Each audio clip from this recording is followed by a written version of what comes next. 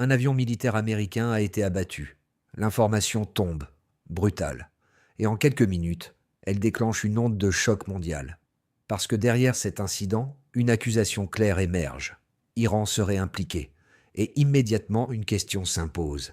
Est-ce qu'on vient de franchir un point de non-retour entre l'Iran et les États-Unis? Ce n'est pas un incident banal. Ce n'est pas une escarmouche isolée. C'est potentiellement un acte de guerre.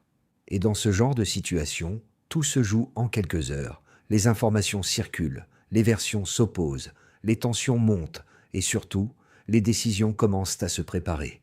Ce qui rend cet événement particulièrement explosif, c'est sa nature. Depuis des années, les États-Unis et l'Iran s'affrontent, mais à distance, via des groupes alliés, via des frappes indirectes, via des démonstrations de force, mais une confrontation directe, assumée, identifiable. C'est extrêmement rare. Et justement, c'est ce qui inquiète aujourd'hui. Parce que si cet avion a bien été abattu volontairement, alors on ne parle plus de tension, on parle d'une ligne rouge qui a été franchie. Et une ligne rouge, dans les relations internationales, ça appelle presque toujours une réponse. Le problème, c'est que chaque réponse peut déclencher une réaction en chaîne. Une frappe entraîne une riposte entraîne une escalade. Et très vite, le conflit dépasse ses limites initiales. C'est exactement comme ça que les crises majeures commencent. Pas forcément par une guerre déclarée, mais par un événement qui force les camps à choisir. Et aujourd'hui, le monde entier observe. Les chancelleries sont en alerte. Les analystes parlent déjà de moments critiques. Les marchés eux-mêmes commencent à réagir. Parce que tout le monde comprend une chose. Ce qui se joue ici dépasse largement un simple incident militaire. C'est un équilibre fragile qui pourrait être en train de céder. Et la vraie question maintenant est simple. Est-ce que les États-Unis vont répondre ou tenter d'éviter l'escalade? Parce que dans ce genre de crise, il n'y a souvent que deux issues, reculer ou s'engager davantage. Et parfois, ne rien faire devient déjà impossible. Revenons aux faits, sans bruit, sans exagération. Un avion militaire des États-Unis a été abattu dans une zone déjà considérée comme extrêmement sensible. Très rapidement, plusieurs éléments commencent à émerger. L'appareil volait dans ou à proximité d'un espace stratégique. Il s'agissait d'une mission militaire. Reconnaissance, surveillance ou opérationnelle. Et surtout, il a été détruit en plein vol. Ce dernier point est crucial. Parce qu'un avion qui tombe à cause d'un accident, ce n'est pas la même chose qu'un avion abattu. Ici, on parle d'une action volontaire, d'un tir, d'une décision. Très vite, les regards se tournent vers un seul acteur, Iran. Pourquoi?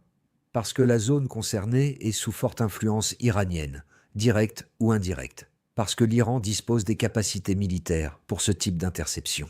Et surtout, parce que le contexte est déjà extrêmement tendu. Mais attention, à ce stade, tout n'est pas forcément clair.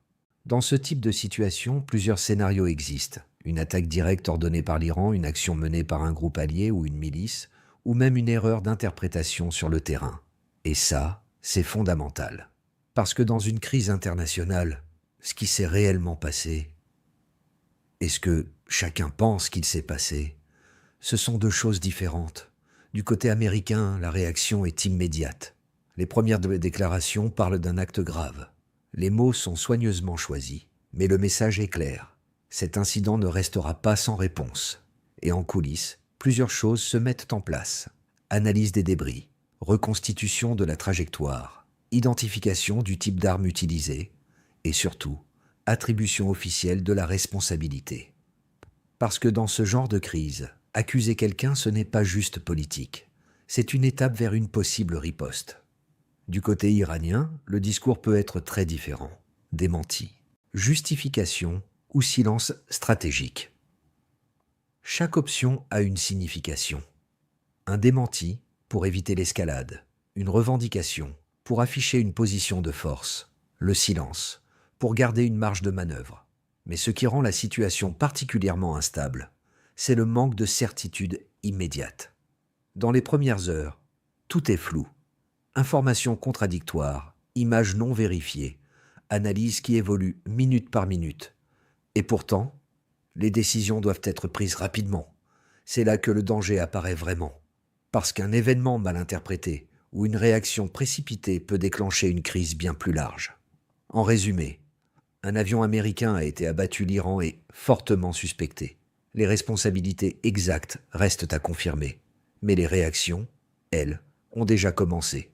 Et dans ce genre de situation, les faits comptent, mais les perceptions comptent encore plus, parce que ce sont elles qui déterminent la suite. À première vue, on pourrait se dire, ce n'est qu'un avion militaire abattu. Mais en réalité, c'est bien plus que ça, parce que cet événement touche à un équilibre extrêmement fragile, construit depuis des années entre Iran et les États-Unis. Pour comprendre pourquoi c'est aussi grave, il faut voir une règle non écrite qui existe dans les relations internationales. Les grandes puissances évitent de s'attaquer directement. Pourquoi ? Parce qu'un affrontement direct entre deux États de ce niveau peut très vite devenir incontrôlable. Jusqu'ici, malgré les tensions, cette règle tenait. Les deux pays s'opposaient, mais sans se frapper frontalement. À la place, ils utilisaient ce qu'on appelle des conflits indirects, soutien à des groupes alliés, opérations discrètes, pressions économiques, démonstrations de force sans confrontation directe. C'est une manière de se confronter, sans déclencher de guerre ouverte. Mais si un avion américain a été abattu volontairement, alors cette logique change complètement. On passe d'un conflit indirect à un face-à-face. Et ça, c'est une rupture majeure. Pourquoi ? Parce que dans ce cas-là, les États-Unis ne peuvent pas ignorer l'événement. Ne rien faire serait perçu comme un aveu de faiblesse. Et dans les rapports de puissance, la crédibilité est essentielle. Si un pays ne répond pas, il perd en influence et il envoie un signal dangereux à ses adversaires. Mais répondre, c'est aussi prendre un risque énorme. Parce que toute réponse militaire peut déclencher une réaction en chaîne. Et cette réaction ne resterait pas limitée à deux pays. Le Moyen-Orient est une région déjà sous haute tension. Plusieurs pays sont liés, directement ou indirectement, à l'Iran. D'autres sont alliés des États-Unis, et beaucoup ont des intérêts stratégiques dans la zone résultat. Un conflit local peut très vite devenir régional, et ce n'est pas tout. Les conséquences ne seraient pas seulement militaires, elles seraient aussi économiques et mondiales. Par exemple, une escalade dans la région pourrait perturber l'approvisionnement en pétrole, ce qui ferait grimper les prix de l'énergie dans le monde entier, avec un impact direct sur le coût de la vie. Autre élément clé, les grandes puissances. Dans ce type de crise, d'autres pays peuvent être impliqués, directement ou indirectement. Soutien diplomatique, aide militaire, pression internationale. Et là, le conflit change d'échelle. En résumé, ce qui rend cet événement aussi grave, ce n'est pas seulement l'acte en lui-même, c'est tout ce qu'il peut déclencher. Une escalade militaire, une instabilité régionale, une crise économique mondiale et potentiellement un affrontement plus large. C'est pour ça que les analystes parlent de moments critiques, parce que ce type d'incident agit comme un point de bascule. Un moment où tout peut encore être contenu, ou au contraire, dégénérer. Et dans ce genre de situation, la vraie question n'est pas seulement « que s'est-il passé ?», mais plutôt « jusqu'où ça peut aller ?» Maintenant, tout se joue ici, pas seulement dans ce qui s'est passé, mais dans ce qui va suivre. Parce que dans une crise comme celle-ci, ce n'est pas l'incident qui déclenche le pire, c'est la réaction à cet incident. Du côté des États-Unis, la pression est énorme. Un avion abattu, c'est un symbole fort. C'est une atteinte directe à leur puissance militaire et surtout à leur crédibilité. Et dans ce type de situation, une superpuissance a très peu d'options. Répondre ou accepter de paraître affaibli.